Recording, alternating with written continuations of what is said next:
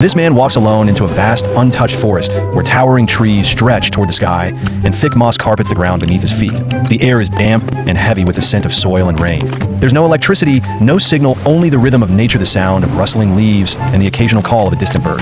He takes a slow, deep breath. From this moment on, this silent wilderness will be his new world. He carries almost nothing with him, just a coil of rope, a shovel, and a few simple tools, yet with these he's about to begin a remarkable adventure in solitude. After carefully studying the terrain, he chooses a spot slightly elevated facing the sun, but sheltered from the wind. The ground is firm, perfect for what he's about to do. He lays down a rope on the forest floor outlining the square area.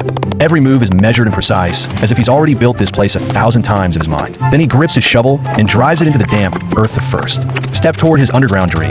Sunlight filters through the leaves, dancing over his shoulders as he digs. Sweat runs down his back as breathing deepens, and the sound of each shovel hitting the soil echoes like a heartbeat in the still air. Hours pass, and the hole grows deeper and wider. He's not just digging a pit, he's building himself a home, a safe, hidden underground shelter that can withstand storms, keep out wild animals, and offer him peace deep inside the wilderness, the forest around him is far from peaceful. Sometimes a low growl echoes from the distance. Sometimes the bushes tremble as if something unseen is watching. But the man doesn't stop. He knows that true safety doesn't come from running away. It comes from creating it with your own hands. He grabs his machete and walks toward the tall trees nearby. The blade flashes with cracks and trunks fall with a deep thud. He trims, cuts, and shapes each log with precision, sorting them by size and tying them into neat bundles.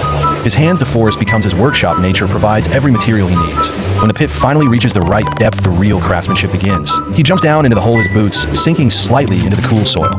Piece by piece, he sets the wooden beams into the earthen walls, locking them firmly in place with pegs and rope. To strengthen the frame, he adds support posts at each corner, turning the raw pit into the skeleton of a small wooden chamber.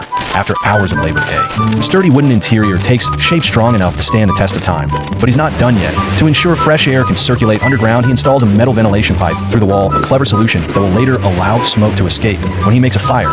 Thinking about that, he smiles for the first time today. Outside, he starts building the exterior wall, weaving thinner branches into a tightly fitted wooden screen. It's both protection and decoration, rough, natural, and strangely beautiful. Then comes the most critical part, the roof. He hauls several thick logs and lays them carefully across the opening, securing each one tightly with ropes. He shakes them gently to test their strength, solid as a rock. With the frame complete, he turns to the inside. Using straight sticks and vines, he builds a simple bed frame, then layers it with dry grass, soft leaves, and finally a sheet of smooth bark. It's not luxury, but it's comfort born from nature itself. To make sure everything holds, he fastens the joints with screws and small metal plates, double-checking each corner. This isn't just a shelter anymore, it's a work of art built by hand. Next, he faces his biggest challenge, waterproofing. Deeper in the forest, he finds a massive old tree with thick, unbroken bark. After measuring carefully, he uses his knife to peel off a single giant sheet, flexible, strong, and perfect for purpose. He lays it across the wood. Beams above, sealing every edge, and weighs it down with stones. Then for camouflage, he gathers moss-dry leaves and forest soil, covering the roof and surrounding ground, until everything blends seamlessly with the landscape. From a distance, you'd never even know a human structure existed here. As the sun sets, the forest grows quiet, and the air cools. He lights an oil lamp, and a soft golden glow fills the underground room, reflecting gently off the wooden walls. He builds a small fire in the stone. Lined pit he made earlier. Flames rise, crackling warmly, and the smell of roasted roots and wild meat soon fills the air. It's a simple meal, yet it feels sacred.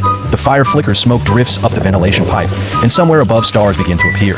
Leaning back against the wooden wall, he gazes into the fire, lost in thought. Outside, the wilderness remains wild, mysterious, and untamed, but here, deep in its heart, he's carved out a sanctuary with his own two hands. The moss-covered roof rustles softly in the breeze, whispering to him like an old friend. This isn't just a shelter, it's a symbol of human resilience and creativity in the face of nature's raw power. And as the night settles in and the fire burns steady and warm, he finally feels at the peace that comes not from comfort, but from creation itself.